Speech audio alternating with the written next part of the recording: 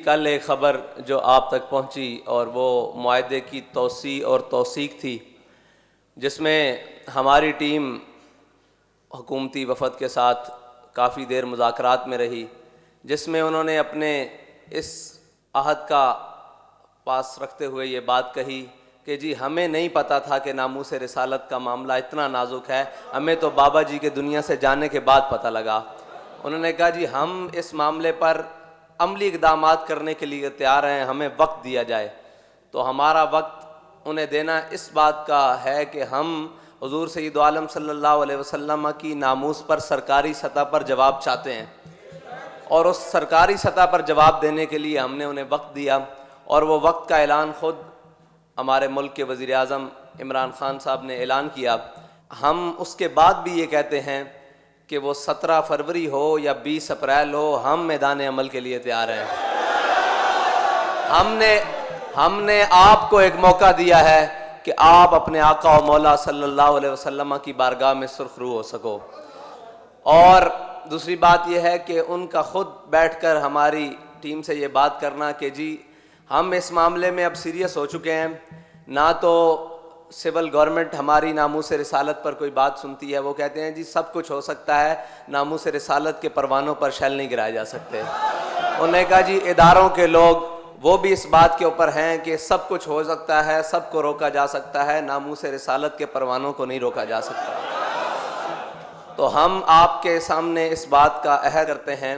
کہ آپ ہمیں وقت دیں، انشاءاللہ ہم عملی تصویر میں آئیں گے۔ ہم نے کہا جی آپ کو وقت دے دیا گیا حضور کے نام پر، کیونکہ ان کی ناموس کا مسئلہ ہے، اللہ تعالیٰ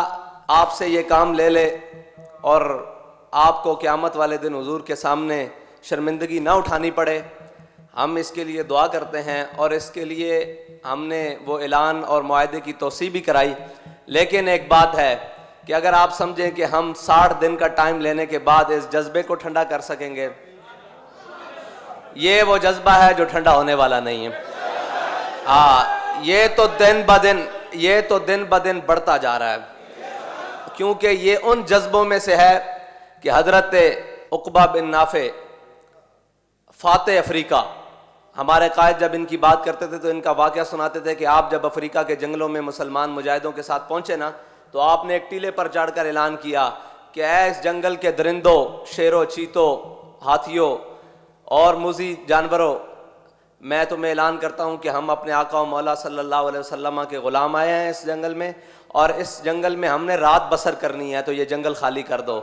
تو کہتے ہیں کہ کچھ دیر بعد دیکھا کہ چونٹیاں بھی اپنی بلوں سے نکل کر جا رہی، ہاتھی شیر اپنے بچوں کو منہ میں چبائے ہوئے لے کر جا رہے۔ انہی کے جذبے کی ایک بات سناؤں کہ جب آپ نے افریقہ فتح کر لیا تو آگے آ گیا سمندر۔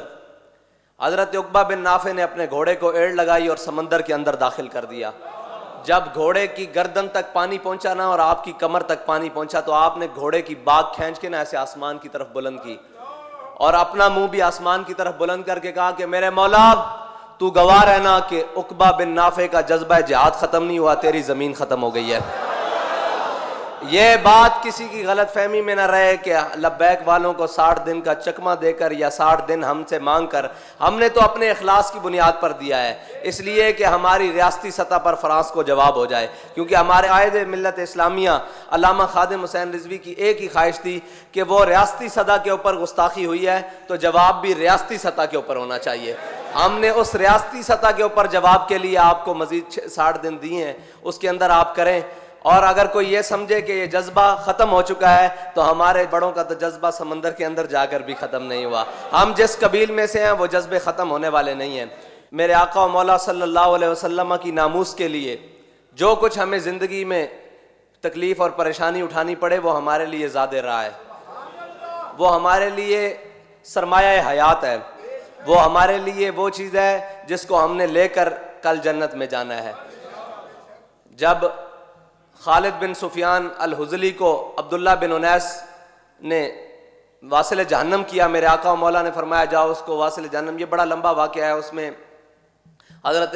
عبداللہ بن انیس نے چلتے ہوئے نماز بھی پڑھی، وہ بھی امام بخاری نے نقل کیا ہے، بڑا لمبا واقعہ ہے۔ جب میرے آقا و مولا صلی اللہ علیہ وسلم کے پاس آئے نا